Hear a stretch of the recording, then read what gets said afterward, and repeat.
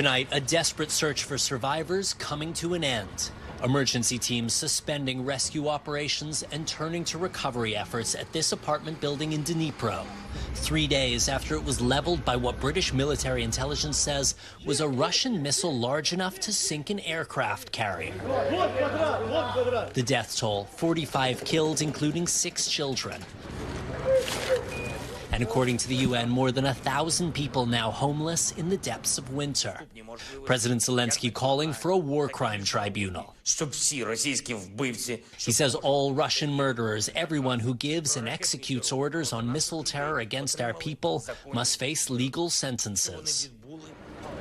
And as rescuers sift the wreckage, we're learning more about the victims and survivors who once called this building home. This video of Katya Zelenska emerging after 20 hours under the rubble was seen around the world. Katya is deaf, so she was unable to hear rescuers trying to save her. Her sister writing on Instagram she could not call for help because she's been deaf since childhood. While she's safe, she's dealing with unspeakable tragedy. Tonight, her family confirming that Katya's husband, Alexei, and their 1-year-old son, Nikita, were killed in the attack. Also among the dead, Natalia Shvets, known for her love of animals.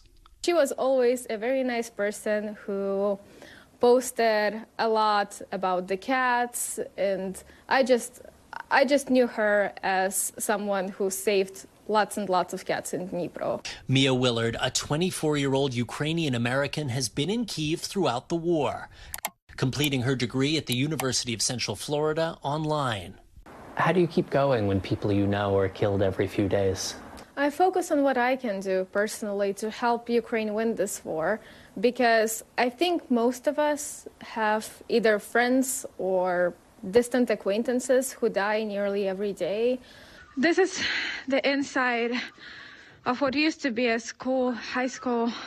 Mia volunteers with humanitarian organizations in eastern Ukraine, distributing food and medicine to civilians near the front. Russia fights a war against the civilians, while we are fighting a war against the soldiers for our own lands and our own freedom. Ukrainian officials echoing that message to U.S. Deputy Secretary of State Wendy Sherman, making a brief visit to Kyiv Monday. Their plea, speed up the flow of advanced American weaponry so they can liberate their land and shield other families from the grief tonight overwhelming Dnipro. And Tom, Ukraine's military says right now they have no way of stopping the kind of large Russian missiles like the one that was used against that apartment building in Dnipro.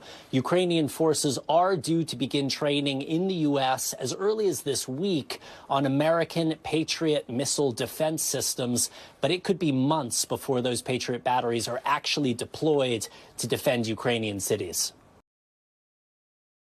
Thanks for watching our YouTube channel. Follow today's top stories and breaking news by downloading the NBC News app.